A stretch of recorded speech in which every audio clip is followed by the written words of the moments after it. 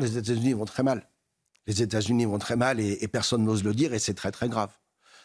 Pour moi, il y a eu manipulation du système électoral en 2020, ça c'est indéniable. Vous avez une classe politique, alors on arrive en fin de génération. Mais vous avez une classe politique qui est gentiment corrompue. Biden en est un exemple. C'est pas un méchant, Biden. C'est pas un méchant, mais c'est un corrompu quand même. C'est quelqu'un qui a toujours profité de sa position de pouvoir pour s'enrichir. Corrompu qui n'a jamais été condamné, cela dit. Jamais été condamné, non, parce que ce qu'il fait n'est jamais totalement, je dirais, illégal, même si c'est répréhensible et moralement plus que discutable. Mais aux États-Unis, parfois, la gauche dénonce ce qu'on appelle le privilège blanc. Le privilège blanc, ce serait le résultat d'un racisme systémique où les Blancs ont toujours un avantage sur les autres au sein de la société américaine. S'il y a une personne, pour moi, qui symbolise, qui personnifie le privilège blanc aux États-Unis, c'est Hunter Biden. À cause de ce que son père l'a forcé à faire. Biden a eu 2 enfants. Il a eu un drame dans sa vie, mais il a eu 2 enfants. L'aîné devait faire de la politique, il est mort très jeune. Le second devait gagner de l'argent pour entretenir la famille. Mais le malheur des États-Unis, ce n'est pas seulement la situation du Parti démocrate. Le Parti républicain est-il dans un état inquiétant aussi, selon vous? Donald Trump a certainement des capacités politiques, mais on peut croire que ce n'est pas l'homme le plus équilibré de son temps. Oui, mais il y aura une après-Trump.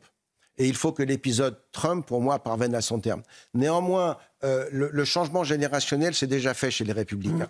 Pour en revenir aux démocrates, Nancy Pelosi, elle a plus de 80 ans. Bernie Sanders, il a 82 ans.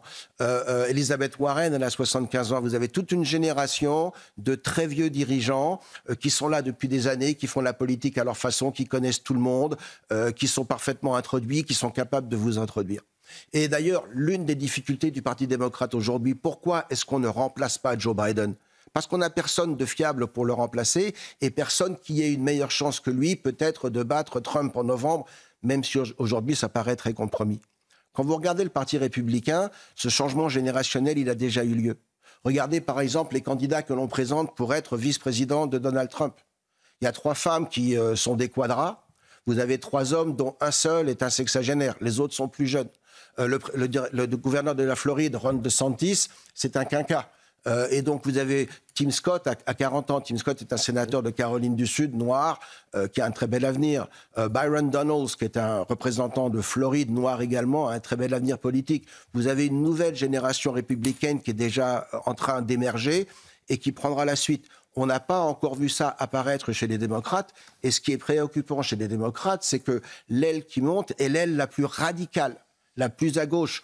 Le constat des dernières années, le constat politique aux États-Unis, c'est une dérive totale du Parti démocrate vers sa gauche, alors que le Parti républicain est essentiellement resté fidèle à ses principes, les principes qui étaient ceux de Ronald Reagan, de Goldwater avant lui et de Dewey encore avant Goldwater.